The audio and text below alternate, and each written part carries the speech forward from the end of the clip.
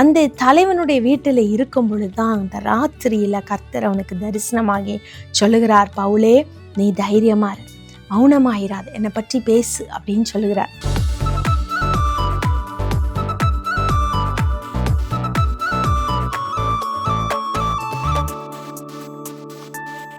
அப்போஸ்தலர் 18ஆம் அதிகாரம் 9ஆம் வசனம் 10ஆம் வசனம் சொல்லுகிறது, ராத்திரியிலே கர்த்தர் பவுலுக்கு தரிசனமாகி நீ பயப்படாமல் பேசு, மௌனமாயிராதே, நான் உன்னுடனே கூட இருக்கிறேன், உனக்கு தீங்கு செய்யும்படி ஒருவனும் உன்மேல் கை போடுவதில்லை, இந்த பட்டணத்தில் எனக்கு அநேக ஜனங்கள் உண்டு என்றார்.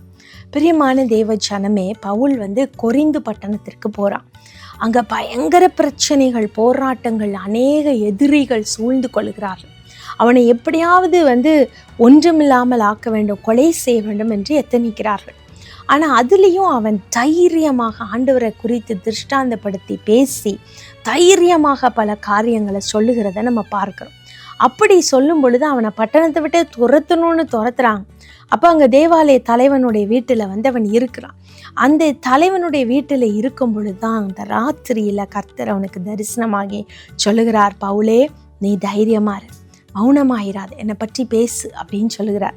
அப்போ பவுலுக்கு பெரிய ஒருவேளை அந்த காலத்தில் அவனுக்கு இருந்திருக்கலாம், ரட்சிப்பிற்கு முன்பதாக அவனுக்கு பெரிய ஆள்பலம் இருந்தது, நிறைய கூட்டம் இருந்தது. ஆனால் இப்பயோ யாருமே கிடையாது, எல்லாரையாலும் விரோதிக்கப்படுகிறான், எல்லாராலும் வெறுக்கப்படுகிறான். ஆனால் அந்த சூழ்நிலையில் ஆண்டவர் சொல்றாரு, பயப்படாதே, இந்த பட்டணத்தில் அநேக ஜனங்கள் எனக்கு உண்டு, மௌனமாயிராதே, நீ என்னை பற்றி தானே சொல்லற, நீ மௌனமாயிராம தைரியமா பேசுன்னு ஆண்டவர் சொல்றார். அப்ப இப்படிப்பட்ட ஒரு காரியத்துக்கும் நமக்கும் என்ன சம்பந்தம்? ஆண்டவர் சொல்றாரு, நான் உன்னோடு கூட இருக்கிறேன், உனக்கு தீங்கு செய்யும்படி ஒருவனும் உன்னுடைய மேல கரத்தை போடுவதில்லைங்கிறார். இன்றைக்கு நம்ம உலகத்துல நம்ம சுற்றிலும் எத்தனையோ தீமையான காரியங்கள் நடக்கிறது, எத்தனையோ விதத்துல நமக்கு ஆபத்துகள் நேரிடுகிறது.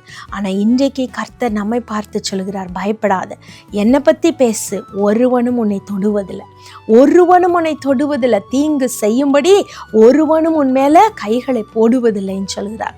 இன்றைக்கு கர்த்தருடைய பிள்ளைகளாக இருக்கிற நீங்கள், ஒருவேளை உங்கள் வீட்டில் நீங்கள் மட்டும்தான் ரட்சிக்கப்பட்டிருக்கலாம், அல்லது எனக்கு எப்பக்கத்திலும் எதிரிகள் இருக்கிறார்கள் அப்படின்னு நீங்கள் சொல்லலாம்.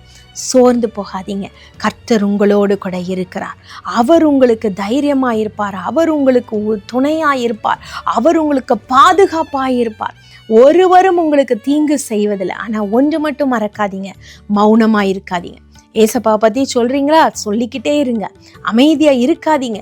எப்பக்கத்திலிருந்தும் தீங்கும் போராட்டமும் பிரச்சனையும் வந்து கொண்டே இருக்கலாம், ஆனாலும் இயேசுவை பற்றி சொல்லுகிறத விடாதிருங்க.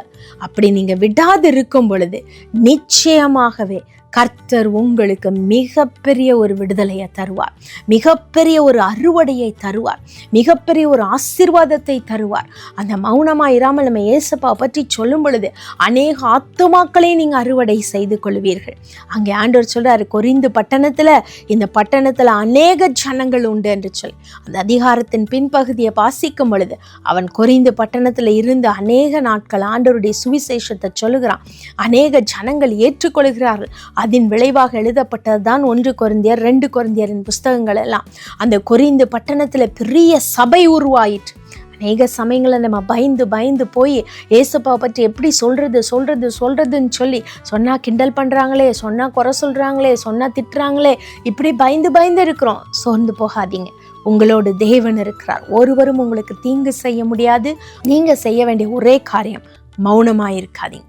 நாம் செபிப்போமா? அன்புள்ள ஏசப்பா, ஆண்டவரே, நீங்கள் கொடுத்திருக்கிற வாக்குத்தத்தத்திற்காய் ஸ்தோத்திரம். ஒருவனும் உனக்கு தீங்கு செய்யும்படி உன்மேல் தன் கைகளை போடுவதில்லை என்று சொன்னீங்கப்பா. அப்படியே ஆக கடவுது. உம்முடைய பிள்ளைகள் மீது ஒருவரும் தீமை செய்வதற்காக அவருடைய கரங்களை போடக்கூடாதப்பா. இயேசுவின் நாமத்தினாலே இவர்களை சுற்றிலும் ஒரு பாதுகாப்பின் வளையத்தை ஏற்படுத்தும். கிராமத்தில் நாங்கள் மட்டும்தான் இயேசுவை ஏற்றுக்கொண்டிருக்கிறோம், எல்லாரும் எங்களை வெறுக்கிறார்கள் என்று சொல்கிறார்கள். செய்வினைகளுக்கும் ஏவல்களுக்கும் அப்பா பிசாசின் கிரியைகளுக்கும் பயந்து போயிருக்கிறார்கள். ஆனால் இது எல்லாவற்றையும் குறித்து பயப்படாமல், மௌனமாய் இராமல், உம்மை பற்றி இன்னும் வேகமாக, இன்னும் தெளிவாக, இன்னும் அன்போடு, இன்னும் ஸ்திரமாய் சொல்லுவதற்கு நீர் அவர்களுக்கு ஒரு தைரியத்தை கொடுத்துருங்கப்பா. பரிசுத்த ஆவியானவர் அவர்களை பலப்படுத்துவீராக, பரிசுத்த ஆவியானவர்களை தெளிவுபடுத்துவீராக. அப்படி தெளிவுபடுத்தி உம்முடைய பிள்ளைகள் மூலமாக அநேக ஆத்துமாக்களை ஆதாயப்படுத்த நீங்க உதவி செய்யுங்கப்பா. இந்த பட்டணத்தில் இன்னும் எனக்கு அநேக ஜனங்கள் உண்டு என்று சொன்னேன். அவர்கள் இருக்கிற இடங்களில பரிசுத்த ஆவியின் வல்லமையை அவர்கள் மூலமாக வெளிப்படுத்துவீராக. அவர்கள் இருக்கிற ஸ்தானத்துல அப்பா பரிசுத்த ஆவியின் வல்லமையினால் அநேக மக்கள் அவர்களுக்குள்ள ஈர்க்கப்படுவார்களாக. பெரிய காரியங்களை செய். இயேசுவின் நாமத்தில் ஜெபிக்கிறோம் நல்ல பிதாவே, ஆமென்.